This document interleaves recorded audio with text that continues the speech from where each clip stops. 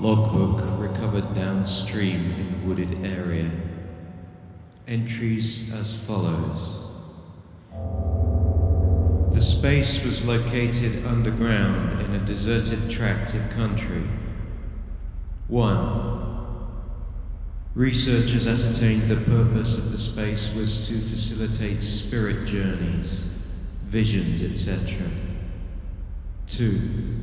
Its full extent could not be determined. The mechanisms extended several miles into the earth. 3. Unknown persons have reactivated the space for their own purposes and installed electric light. The water, however, has been running constantly and requires no human agency. 4. Data potentially corrupted by human error, i.e. hallucinations, auditory and visual. 5. Source of hallucinations.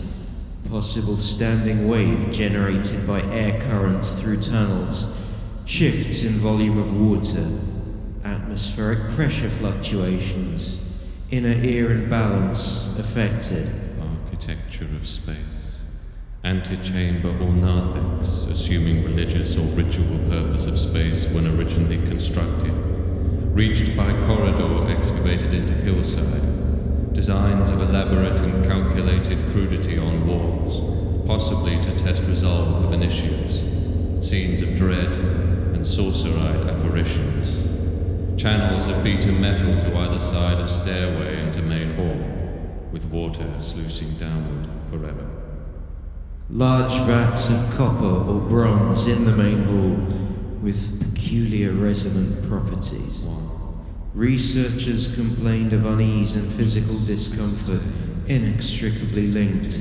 Sensations of choking, strangulation, immense pressure and corresponding hopelessness, despair of ever emerging into light and free air again, loss of self. Team members reported reflections that a person is no more than the sum total of shifting liquids, a watery tissue of chemical changes. It is possible that an element of ordeal for the initiates was thereby introduced.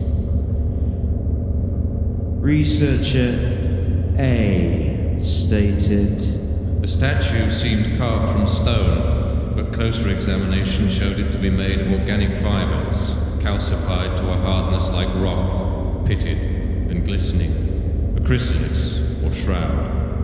In the uncertain light and reflections of water it appeared to move. The limbs seemed pent with life, an awful restraint and endurance. If the figure was stationary, this was because it chose to be.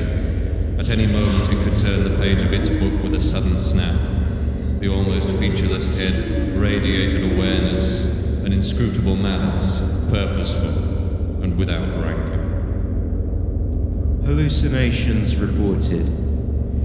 Luminous cadavers drifting down the chutes into the vats on luminescent flumes, apparently beckoning to researchers. At intervals they climbed from the water and interactions with the researchers took place. Researcher A. Flimsy, rudimentary shapes without faces. They were poised behind drifting tissues of vapor, their faces inhuman and meaningless, infantile. They occupy several places and positions at once, hovering and darting between them like a school of fish, crouching, leaping, crawling with limbs floating bonelessly, limp and saturated. I saw this when I spent the night down there. I will never, ever do that again. Meaning of space. Capacity for endurance, for loss of identity.